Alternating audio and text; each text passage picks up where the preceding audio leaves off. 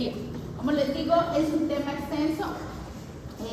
Vamos en los objetivos principales, pues es reconocer el dolor abdominal como un síntoma que está presente en muchas patologías, pero que no es en sí una enfermedad única. Generalmente está asociada a múltiples signos y síntomas. Debemos diferenciar entre un dolor abdominal según su evolución, según su tiempo, para poder saber si es un abdomen quirúrgico o no quirúrgico. ¿Listo? Y pues afianzar las estrategias de exploración en la anamnesis y en el examen físico, porque de ahí es que vamos a saber si estamos frente a qué tipo de patología, quirúrgica o no. Pues en sí la definición de dolor abdominal es que comprende toda la situación clínica donde el síntoma principal es la sensación de dolorosa, intensa de abdomen. Tenemos el dolor abdominal agudo y crónico. Agudo, generalmente en patologías quirúrgicas debemos hablar de dolor abdominal en menores, un tiempo menor entre 48 a 72 horas. Entonces, este es el tiempo máximo en el que debemos saber si un paciente es necesario, o hablamos de un dolor abdominal agudo, cuando tiene un dolor en las últimas 48 a 72. Y hablamos de crónico, cuando se pasa ese tiempo más 3 meses, ¿sí? Entonces, generalmente son episodios de dolor abdominal recurrente, y así se llama en sí, esa es la otra patología donde se ingresan muchísimas patologías más, dolor abdominal recurrente. 3 episodios en los últimos 3 meses de dolor abdominal cada semana, 3 episodios, ¿listo? Como la regla del 3. Generalmente el 5 al 7% de los niños presentan dolor abdominal, entonces siempre les van a llegar con este tipo de patología. La mayoría de dolores abdominales en los niños son funcionales, entonces la mayoría la podemos llegar a manejar en consulta externa. Y la mayoría no requiere tratamiento, a veces requiere cambio de dieta, que el niño también duerma bien, son múltiples factores que nos pueden producir dolor abdominal. Pero para la mamá ustedes se van a dar cuenta que el dolor abdominal es un síntoma muy estresante para ellos. Ellas quieren y van a llegar a urgencias porque lleva un mes con dolor abdominal y quiere que le hagan de todo, ecografía, TAC, laboratorios. Y a veces explicarles a ella que a pesar de que lleva un mes con dolor abdominal, no es nada grave, es un poco complicado. Se van a molestar, hasta pueden llegar a tratarlos mal porque ¿cómo así que no es nada grave si lleva un mes con dolor abdominal? Entonces también puedes llegar por urgencia, ¿listo? Vamos a hablar sobre la fisiopatología del dolor abdominal. El dolor abdominal, podemos tener patologías tanto abdominales como extraabdominales. Abdominales entonces puede ser múltiples, todo el tubo digestivo, vísceras sólidas, el hígado, el vaso, páncreas, vesícula, el aparato geniturinario, sobre todo en adolescentes, no se les puede olvidar los quistes, las trompas de falopio, los embarazos ectópicos, porque ya vemos embarazos desde los 12 años. Entonces, tienen que pensar que podría llegar a ser una de estas patologías. Patología de la columna vertebral, de la piel o cualquier estructura blanda de la pared abdominal. Entonces, hernias, diástasis, ¿sí? Y extraabdominal, pues como lo dice, por fuera el origen por fuera del abdomen. Puede ser tórax, como vamos a ver, otorrino o neuropsicológico también. Entonces, a veces ustedes se estresan y ¿qué les da? Hasta dolor abdominal y directo al baño, diarrea, ¿no? Eso es un síntoma de dolor abdominal, extraabdominal. Tenemos 3 tipos de dolor. El dolor visceral. Entonces, lo que vemos aquí es que los receptores de la superficie de la serosa y de los músculos de la mucosa de órganos y mesenterios son los que van a tomar la recepción del dolor, de la sintomatología. Entonces, estos dolores viscerales generalmente son dolores difusos, o sea, todo el abdomen, sordos, que pueden llegar a arder, pueden ser como retortijones, como cólicos, y que generalmente pueden llegar a estar asociados a síntomas del sistema nervioso autónomo. Entonces los niños dicen es que me duele el estómago, si el niño se pone pálido, empieza a tener sudoración fría, ansiedad y pueden llegar hasta presentar náuseas o vómito. ¿Listo? ¿Qué significa? Si es un dolor difuso, sordo, no está bien localizado, ¿sí? Entonces el dolor abdominal visceral no se localiza bien. No nos pueden decir es que me duele acá, no, es que como que le muestra como todo el abdomen. Y cambia frecuentemente posición, o sea, a veces me duele el hipocondrio, otras veces el hipogastrio y entonces uno queda como medio perdido. Y tenemos el dolor abdominal somático o peritoneal. Ya la recepción y los receptores son somatoparietales, entonces lo encontramos en piel, en músculo y en peritoneo parietal. Este dolor somático sí ya se localiza, ya vamos a ver que el paciente nos va a mostrar aquí es donde me duele, no es en otro sitio, es el hipocondrio derecho, es la fosa ilíaca derecha, ¿listo? Es un dolor punzante, intenso y constante, que generalmente ustedes le van a preguntar muchas veces a los niños, bueno, y cuando caminas o tú los pones a caminar, el niño como que se empieza a agachar y le duele o le empeora, o cuando salta en el pie derecho le empieza a doler más en la fosa ilíaca derecha. Entonces ese es un dolor somático peritoneal que empeora con la posición. Es conducido por las fibras aferentes de tipo A de los nervios espinales, que son fibras de transmisión rápida. A estos dolores sí hay que correrles, porque el anterior, si se dan cuenta, es como el típico dolor crónico que no nos llega a dar a pensar en una patología quirúrgica, mientras que el somático peritoneal sí. Y el dolor referido, él mismo lo dice, puede estarnos, no sé, nos duele que tengamos en sí, por ejemplo, acá un dolor en la articulación, pero en realidad tiene la patología en cuello, ¿sí? Entonces, ¿por qué creen que nos da dolores referidos? Por los dermatomas, ¿listo? Se expresa en lugar distinto al que se origina. Generalmente es dolor cerebral, que puede ser tanto visceral como somático, podemos tener los dos ahí. Ocurre cuando las fibras de dolor visceral afectan las fibras de los nervios somáticos en la médula espinal o en el sistema nervioso central acá, ¿sí? Diferente. Generalmente está bien localizado, pero distante al sitio de origen o de la etiología. Aquí pues vamos a ver que la fisiopatología y el mecanismo de producción de los tres tipos de dolor, el visceral, el somático y el referente. Entonces, tenemos que saber cómo se presenta. Hay unos dolores abdominales que estaba bien y empezó a dolerle de un momento a otro anoche y hoy no se le ha parado el dolor. O no, es que ya lleva como 8 días doliéndole, pero siempre ha sido igual el dolor, nunca ha cambiado. Entonces, tenemos dolores abdominales súbitos o repentinos, su inicio, o puede ser progresiva la evolución o va y viene, intermitente. Dependiendo del modo de presentación, pues nos podemos empezar a pensar en diagnósticos diferenciales, es decir, ¿será o no será estreñimiento? ¿O es que tiene alguna patología quirúrgica importante que debemos en el momento atender? Dentro del dolor abdominal súbito o repentino, pues suele indicar problemas mecánicos, como puede ser una perforación intestinal, una invaginación. Hay que pensar en los embarazos ectópicos, ya en niñas desde los 12 años, torsiones ováricas o testiculares. Eso es uno de los dolores referidos más importantes. A veces dicen que les duele el hipogastrio y no miramos genitales. Es importante revisar genitales en todos los niños. Porque de pronto tengo una torsión testicular y al niño le dé pena decir que le está doliendo, y cuando vemos el testículo está edematizado, inflamado, doloroso, duro, entonces tiene una torsión. Recuerde que eso solo tiene 8 horas. Si en 8 horas no solucionamos una torsión testicular, el testículo se pierde. ¿Sí? Un infarto mesentérico o una ruptura de aneurisma puede llegar súbito o repentino a ser ese dolor abdominal.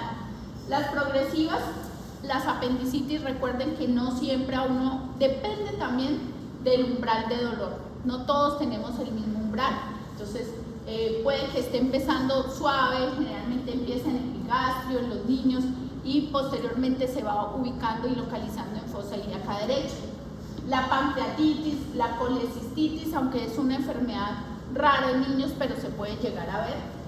La diarrea, que sí la vemos todos los días, o a la adenitis mesentérica, que es la inflamación de los ganglios del mesenterio, secundario a una infección que tuvo, o a la misma diarrea, o una infección respiratoria. Y los dolores intermitentes generalmente son por estreñimiento. Más adelante vamos a ver que es de carácter como cólicos, son dolores referidos, pueden ser de vesícula o de sus conductos, o del páncreas, o del riñón. Recuerde que en las vías urinarias también las infecciones dan dolores referidos a nivel lumbar, en hipogastrio, dan náuseas, dolores de cabeza. O también debemos pensar en el útero o trompas de falopio. Puede un embarazo o unos quistes. Los quistes son muy comunes.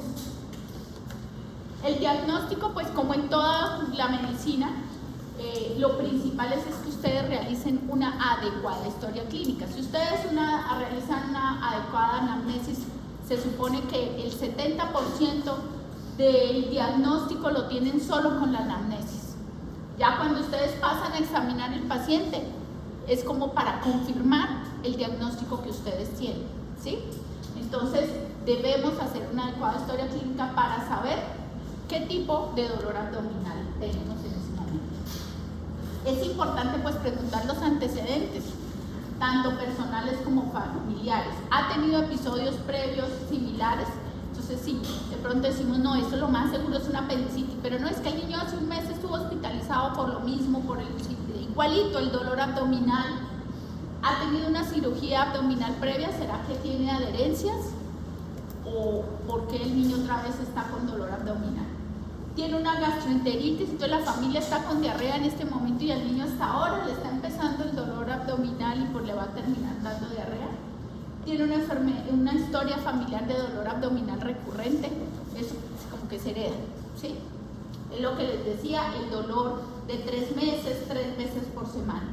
O el niño ha tenido un traumatismo, recuerden que hay estallidos hepáticos y de vaso esplénicos, y eso puede dar, pues, lógicamente dolores abdominales, y a veces los niños, sobre todo los que van en bicicleta, se estrellan y se pegan con el manubrio acá y hacen estallido hepático y de vaso. Entonces ha tenido traumatismo, de pronto no les ha dicho nada a la mamá, el niño no les dice porque les da miedo, que le van a regañar, que le van a pegar, y cuando se dan cuenta usted el abdomen tiene un morado. Ha consumido algún alimento por lo cual de pronto está con intoxicación, también tiene vómito, diarrea, o ha recibido algún medicamento que pueda producir dolor abdominal, los antibióticos, algunos analgésicos, pueden llegar a producir hasta síntomas de dispepsia. De pronto está intoxicado, ya sea por algún otro veneno o drogas, medicamentos. Tiene antecedentes ginecológicos o obstétricas. No es que la niña ya le dijeron que tenía un quiste y está pendiente que la operen, ¿sí? Tenemos que confirmar que de verdad ese dolor abdominal actual sea por el antecedente del quiste, o que tenga antecedentes personales o familiares de poliposis, que eso produce sangrado y dolor abdominal. Entonces recuerde que la localización nos va a ayudar a pensar en cuál es como el órgano afectado. Lo podemos dividir en 4 cuadrantes o en 9 cuadrantes. Y dependiendo de esto, empezamos a pensar dónde. Entonces, si nos damos cuenta que tenemos en hipogastrio, que tenemos en epigastrio, como para ir visualizando la patología. El epigastrio, pues generalmente es sintomatología de algo de hígado, de páncreas, de vías biliares, el mismo estómago, una dispepsia, una úlcera, una gastritis, y también encontramos la porción alta del intestino delgado. Estos son como los sitios que generalmente más nos consultan, ¿sí? A nivel periumbilical, muchos niños llegan diciendo, me duele el ombligo, me duele el ombligo. Entonces, aquí encontramos la porción distal del intestino delgado, el ciego y el colon proximal. Ahí no encontramos más, obviamente es solo intestino. Bueno, en el hipogastrio o suprapúbico. Entonces, parte del intestino grueso, ya lo distal, y las vías urinarias, que son súper importantes. O gastro, eso casi que nos toca descartar infección de vías urinarias. No todos los pacientes con infecciones urinarias tienen la disuria, la poliacuria, ¿no? A veces solo tienen dolor abdominal, no todos, así sean grandes, no siempre tienen toda la sintomatología. O estamos frente a una patología con de órganos pélvicos, ¿sí? Y cuando encontramos dolores generalizados, a veces son dolores referidos de columna lumbar, o si encontramos que el paciente tiene como dolor en el sacro, puede ser patología de recto. Entonces, la duración, recuerden que un dolor abdominal severo de más de 6 horas de evolución es sugestible de una patología quirúrgica. El tipo de dolor, si es continuo, entonces se da en relación a procesos inflamatorios agudos, o sea, un dolor abdominal por estreñimiento no lo tiene usted 15 horas continuo y cada vez empeorando, no. Un dolor que esté empeorando y que nunca para, debemos pensar en patología quirúrgica o inflamatoria. Un cólico punzante es más sobre obstrucción del intestino o enfermedad del aparato genitourinario. Y algo como muy difuso, como sordo, se suele presentar en situaciones evolucionadas de procesos anteriores, o sea, de pronto tuvo una patología quirúrgica, tiene unas adherencias. En los niños es importante saber que ellos no, pues muchos podemos decirle, bueno, de 1 a 10 usted nos va a referir si 1 no es dolor y 10 es lo máximo que tendrías de dolor, el dolor es insoportable, y 5 es un dolor más o menos, ¿cuánto nos da? Eso nos ayuda. También tenemos estas escalas donde están las caritas, entonces le decimos, ¿cómo estás tú hoy? ¿Está feliz? ¿Está más o menos? ¿Y ya está triste o te duele demasiado? Eso nos ayuda a saber qué tan intenso es el dolor en los niños. Pero pues no siempre es confiable, porque depende, si el niño tiene mucho dolor ni siquiera les va a poner atención, ¿no? La irradiación, esto también nos va a ayudar a saber cuál es el órgano afectado. Por ejemplo, cuando tenemos una pancreatitis, pues generalmente es como un dolor que se irradia hacia espalda, ¿no? La colecistitis se irradia al hombro y a la región infraescapular derecha, como para tener algo general. Tenemos muchos síntomas asociados al dolor abdominal. Están los digestivos y los extradigestivos. Los digestivos, pues lo más común, tener vómito, diarrea, estreñimiento y anorexia. Un niño que no coma absolutamente nada, que ese niño antes comía normal, comía súper bien, pero un niño que no le tome ni agua, ese niño está enfermo, tiene que buscarle algo. Un niño, porque hay niños que no, la mamá dice, no, es que ellos siempre toda la vida no han comido, pero es diferente cuando llega y dice, él no ha comido nada y él generalmente come muy bien. Es la anorexia, y la anorexia tienen que buscarle la patología. Extradigestivos, entonces fiebre, cefalea, síntomas respiratorios, síntomas urinarios o síntomas ginecológicos en el adolescente. Tenemos que preguntarle a la paciente si ha tenido vida sexual activa, si tiene vida sexual. Hay muchas mamás que a uno le dicen sí y ella está planificando y yo sé que está con su novio, yo le compro las pastillas o le mando colocar. Sí, cualquier cosa. Las mamás muchas veces saben y le pueden ayudar. También tenemos que en los vómitos persistentes, sobre todo alimentarios, biliosos, fecaloides o posterior al dolor, nos sugieren una patología un poco ya quirúrgica, no tanto de diarrea o de otras cosas, ¿sí? Sobre todo pues los fecaloides.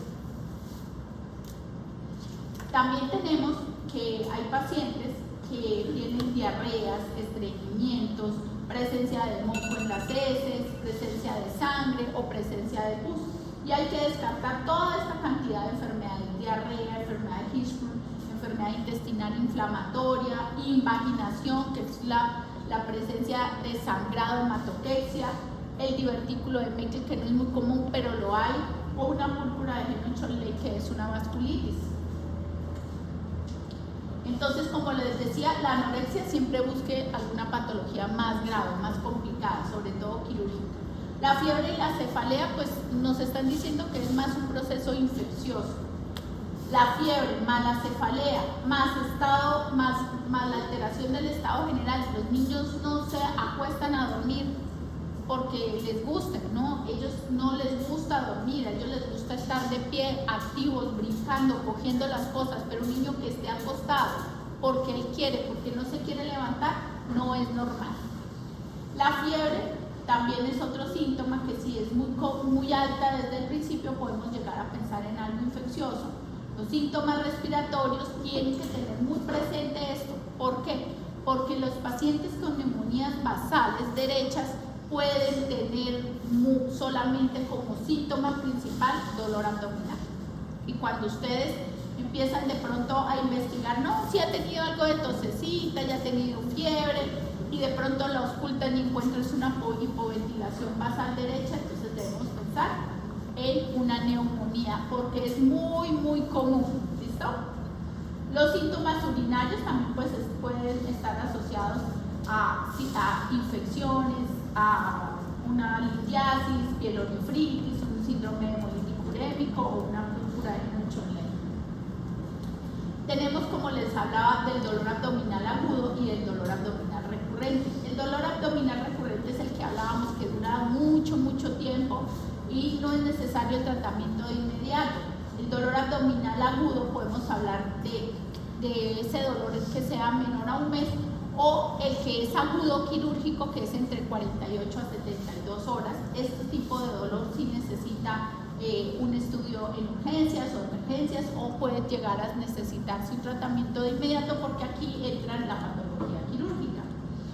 Entonces, como se dan cuenta en este cuadro, podemos tener muchísimas patologías dependiendo la edad. Y esto es lo que vemos. Lo principal, pues, descartar en todos los quirúrgicos la apendicitis, que es con la que la mamá les tiene miedo. Y no irse un niño que vuelva con una peritonitis. Y si se va y ustedes dicen, tengo la duda, pues a veces es mejor dejarlos en observación, colocarle líquido. Recuerden que la deshidratación produce dolor abdominal a nivel esplénico por la vasoconstricción. Entonces, hidrátenlo. Y muchas veces el dolor abdominal solo con la hidratación pasa, ¿sí? Si le queda la duda, no manden a un paciente que le tengan la duda, preferible hidratar. No le tomen laboratorios de inmediato, porque si un paciente está deshidratado y le toman cuadro hemático, pues va a ser una leucocitosis con neutrofilia, ¿cierto? O puede salir a un paciente que tenga un parcial de orina y le va a salir cuerpos cetónicos positivos, pero no es por una diabetes, sino muchas veces es por la deshidratación, que no tiene tampoco glucosuria. Entonces, importante como este cuadro, saber las patologías que podemos llegar a tener en cuenta. Una de las cosas que de pronto dirán, ¿por qué el foco otorrino? Porque las faringitis por estreptococo tienen dolor abdominal muchas veces. Entonces, por eso es importante hacer un examen físico completo, mirar la garganta, de pronto tiene placas y es lo que tiene es una amigdalitis y por eso le duele el estómago. ¿Cómo debemos hacer el examen físico? Pues con los niños, como se han dado cuenta, no es lo mismo que en el adulto, que usted empieza con otorrino, desde la cabeza hacia abajo. No siempre necesitamos hacer como un orden del examen físico, eso depende de cada paciente. Hay unos que se van a dejar hacer todo y hay otros que tienen que usted, como dicen, tener la maña de cómo a veces es necesario que la mamá los tenga alzado, a veces se dejan acostar, a veces no se dejan y tocan, ahí es como dicen, a las manos, ¿listo? Debemos tener un ambiente acogedor, con una temperatura adecuada, que los niños estén cómodos y tranquilos, porque si los niños están llorando, no se dejan, pues no se van a dejar palpar tampoco el abdomen y ustedes no van a saber si el niño sí de verdad tiene un abdomen quirúrgico o no. Tratar de colocarlos en la posición ideal como está acá para poder llegar a ayudar al diagnóstico con solo el examen físico.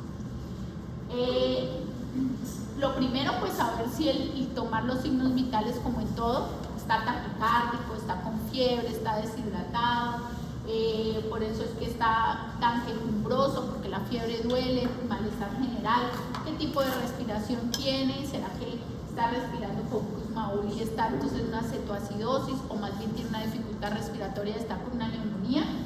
Mirar la perfusión periférica, puede estar en un shock por deshidratación o puede estar en un shock infeccioso. El estado de conciencia, qué tanto el paciente está somnoliento, está despierto, está activo, y su actividad. Su actividad en los niños es muy importante. Si el niño se levanta, corra bien, que ese niño no está tan mal. Bueno, hay que buscar signos de posibles causas extraabdominales, como les decía, focos infecciosos en otro lado por el dolor referido, a nivel otorrino, otitis, amigdalitis, todo esto puede producir un dolor abdominal. Es un niño con una meningitis, tiene alteración del estado de conciencia, es un niño con una neumonía o una infección de vías urinarias o de tracto urinario. Y en piel es importante buscar, a veces hay que buscar, aquí hablábamos mucho de la púrpura Head-and-Shoulders. Esta púrpura es una vasculitis que generalmente lo que se ve son como placas, las púrpuras en miembros inferiores, y esto produce mucho dolor abdominal. Entonces usted se parece o puede llegar a confundirla con una infección o una meningitis por neumococo, ¿sí?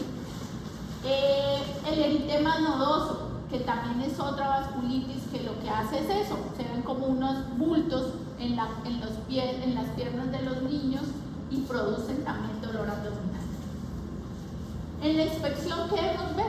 Pues debemos ver y saber que los niños tienen como una barriguita más pronunciada, ¿no? Son un poquito más prominentes, pero no tanto como para pensar en esto, que esto ya no es normal. Esto lo podemos ver en pacientes desnutridos o en pacientes que tienen meteorismo, visceromegalias, hipertrofia del píloro, o pueden llegar a tener ascitis, o en los niños desnutridos. Bueno, pero también podemos ver la excavación, el abdomen excavado, en deshidratación o en desnutrición. Entonces estos son los dos extremos. Entonces lo primero, la inspección. O podemos llegar a ver la diástasis de los rectos anteriores, que sea que no están pegados, sino están separados en más de ¿cuánto? De 2 centímetros. Generalmente los vemos más en niños prematuros, y lo que se ve es que es como si, por decirlo así, estuviera herniado desde el apéndice cifoide hasta el ombligo. ¿Listo? En la piel, pues tenemos que mirar la turgencia, la elasticidad, está deshidratado, tiene cicatrices, porque tiene la mamá y le olvidó decirnos que tiene una cirugía anterior, hay circulación venosa, periférica. Todo esto nos puede llegar a hacer pensar en ciertas patologías. Cicatrices de cirugía previa, distensión, hay hematomas, tuvo trauma, o de pronto estamos frente a un niño maltratado. Hay rash, petequias, púrpura, inflamación de alguna parte, celulitis, o hay masas inguinales.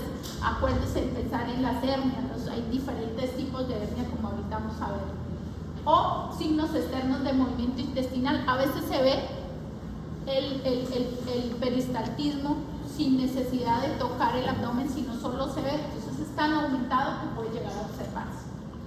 En la inspección, pues vamos a ver hernias. Las hernias siempre son anormales, pero muchos niños, sobre todo prematuros, y también niños que no son prematuros sino a término, pueden llegar a tener estas hernias umbilicales.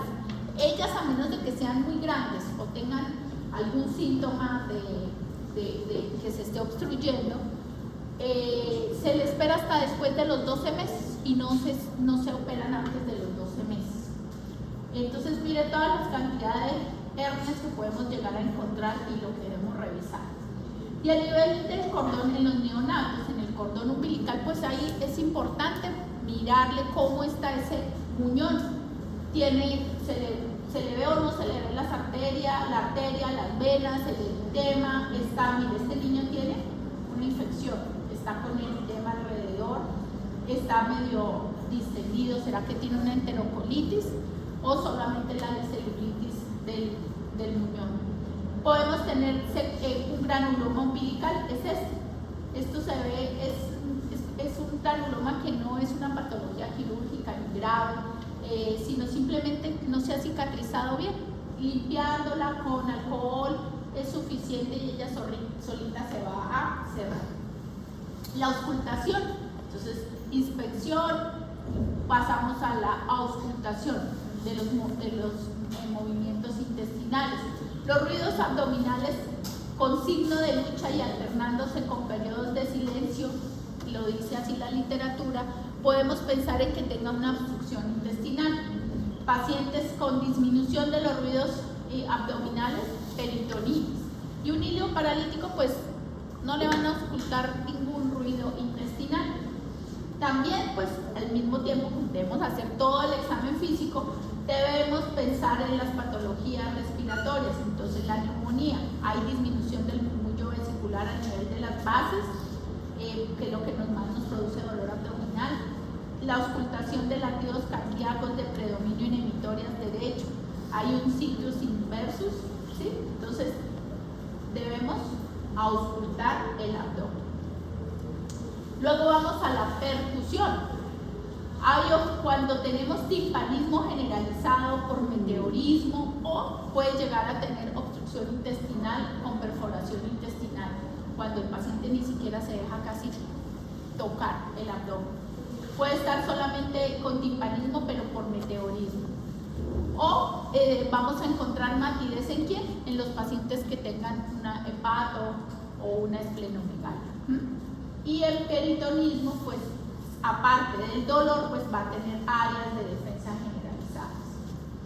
Y en la palpación debemos, si estamos pensando en alguna patología quirúrgica, sobre todo una apendicitis, sabemos los signos clínicos de ciertas patologías, ¿sí? Debe valorarse suavemente, valorando la expresión que ustedes le van palpando y van mirando al niño. A veces la mamá les hace cara de como que llore, pelee, para que uno le haga laboratorios al niño. Entonces, de pronto uno lo que hace es empezar a hablarle al niño y preguntarle si es ya un poquito más grandecito. Y él a uno le pone atención y se le olvida del dolor y uno lo puede ir palpando y saber si de verdad tiene algún signo de defensa. Entonces, ¿qué es el signo de Bloomberg?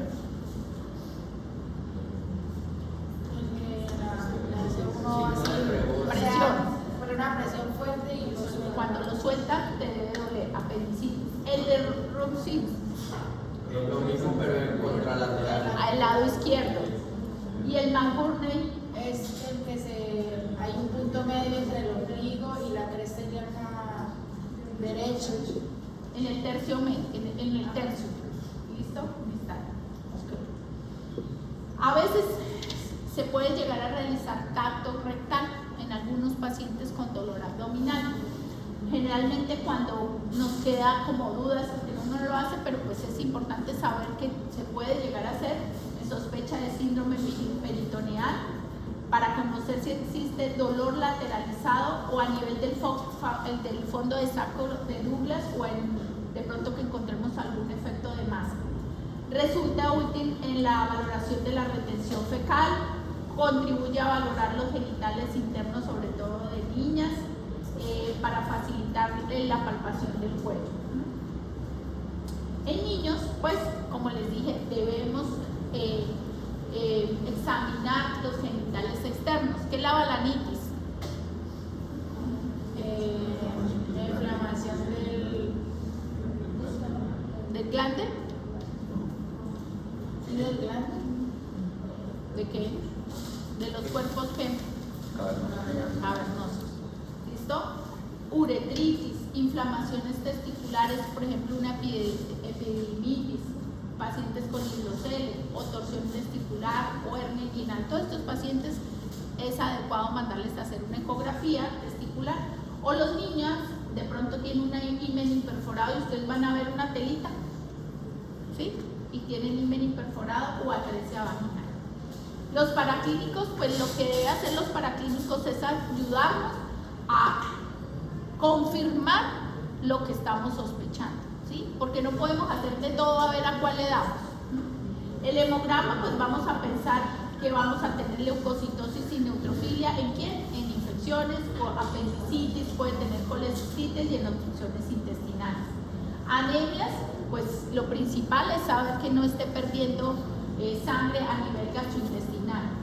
células periféricas o inmaduras, pacientes con cáncer, destrucción de hematíes, pacientes con esferocitosis, los pacientes con esferocitosis presentan crisis de dolor abdominal y es cuando es necesario la hidratación y la transfusión de glóbulos. Las trombocitopenias, estamos frente a una púrpura trombocitopénica idiopática o estamos frente a un dengue.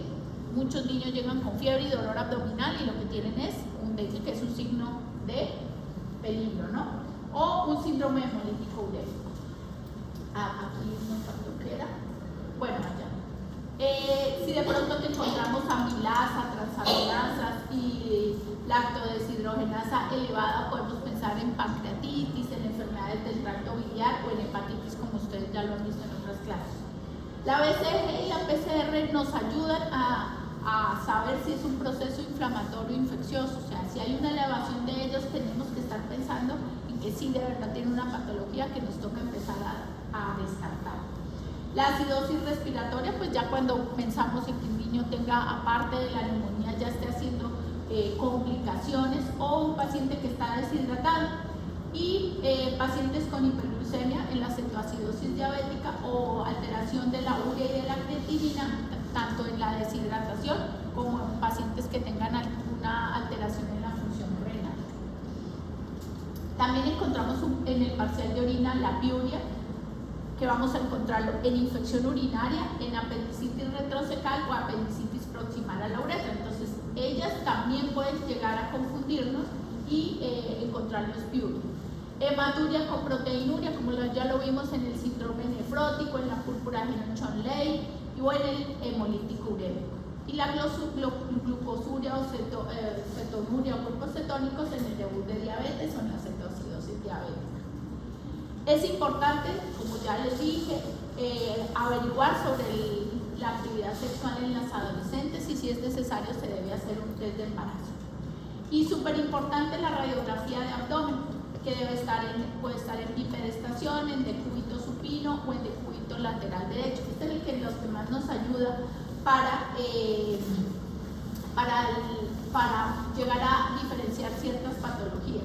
Aquí lo que tienen es como lo normal, lo que vemos en una radiografía. ¿Sí le alcanzan a ver? ¿Sí? Costillas, la sombra hepática, la columna dorsal, la silueta renal derecha, esto que dice aquí, la parte de la línea del SOAP, que es esta, al igual que esta, que es súper importante, las crestas ilíacas, las articulaciones sacroiliaca y pues acá el fémur. Por este lado tenemos aquí la cámara gástrica, la sombra esplénica, la silueta renal izquierda, las apófisis, las espinosas, el hueso sacro, el coxis, la pelvis menor y la rama iliocúbica. ¿Listos? Entonces, pues primero tenemos que saber qué es lo normal para poder llegar a valorar qué es lo anormal. Entonces, ¿qué podemos tener aquí? Aquí un cálculo, ¿no? Una litiasis. Y aquí son cálculos que se forman en toda la nefrona.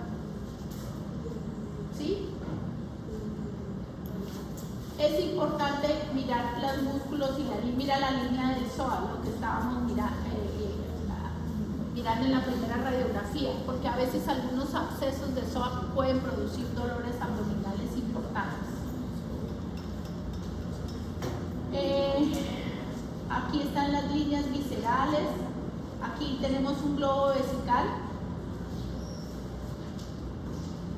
y la siguiente es la ecografía abdominal. La ecografía de la apendicitis no nos va, a veces puede salir completamente normal y el paciente tener apendicitis. Esto también depende del radiólogo. En la invaginación intestinal, ¿qué es la invaginación?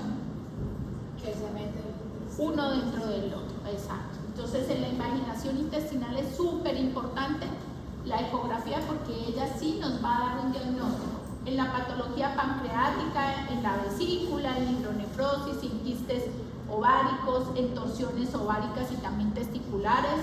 Y en la presencia de embarazo, pues nos va a ayudar la ecografía. La ecografía Doppler se pide en torsión testicular y en epididimitis, porque debemos saber cómo están esos vasos o ya se dañaron y no está perfundiéndose el testículo por la inflamación y la torsión.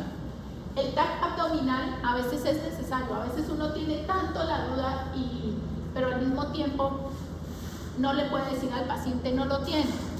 Entonces la apendicitis sí se ve en los TAC, pero pues no es lo ideal hacer un TAC a un paciente por una apendicitis. Lo ideal en la apendicitis es la valoración clínica, bueno, o en pacientes que tengan tumores, que estemos sospechando, o traumatismos abdominales. Entonces, importante saber si es o no es un abdomen quirúrgico. Ay, me faltó quitar el nombre. Estas son las patologías como más frecuentes que vamos a encontrar en la consulta de urgencias. La apendicitis, pues todos lo sabemos, es una urgencia abdominal. Generalmente se ven entre niños de 6 a los 12 años de edad y generalmente no lo vemos en pacientes menores de 2 años. También vemos que hay más en varones que en mujeres y es más difícil llegar a dar el diagnóstico en los niños de 2, 3, 4 años y también ya en los abuelitos, ¿sí? La clínica, pues la clínica en sí de la apendicitis no en todo el mundo es igual, a veces les empieza a doler de un momento a otro intenso y depende también del umbral del dolor. En la literatura pues dice que puede iniciar a nivel epigástrico o a nivel periumbilical y que posteriormente empieza a migrar ese dolor a la fosa ilíaca derecha. Inicia como un dolor visceral, que es un dolor, dijimos que es un dolor sordo, un dolor urente y que va evolucionando a un proceso inflamatorio, entonces ya se empieza a localizar y ya ese dolor ya es más somático, ¿cierto? El dolor puede estar en otras localizaciones, porque recuerden que el apéndice puede estar en otros sitios, puede estar retrocecal, puede estar izquierda, entonces también debemos pensar que puede tener una alteración anatómica y por lo cual debemos descartar el apendicitis.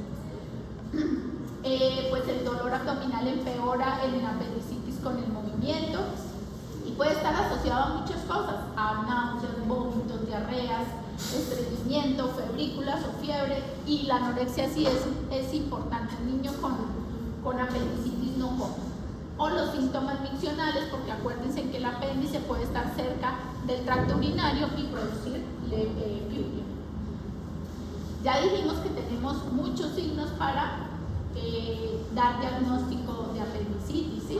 Más un cuadro hemático con leucocitosis, ya un paciente hidratado y que sigue con signos clínicos de apendicitis. 23 signos de apendicitis ustedes tienen, ¿sí? Para poder descartar una apendicitis. Entonces no solo tenemos los 3 principales, 23 signos. El diagnóstico diferencial con múltiples cosas, sobre todo con algo que se llama linfadenitis mesentérica. ¿Ya han visto esto? La linfadenitis en consulta, en urgencias, en hospitalización, no han hablado de esto. Bueno, ahorita miramos. El diagnóstico pues principalmente es clínico y nos podemos ayudar con laboratorios. Un cuadro hemático, leucocitosis, neutrofilia, un parcial de orina para descartar una infección urinaria, una radiografía de abdomen para poder llegar a pensar en otra cosa, ecografía abdominal que no nos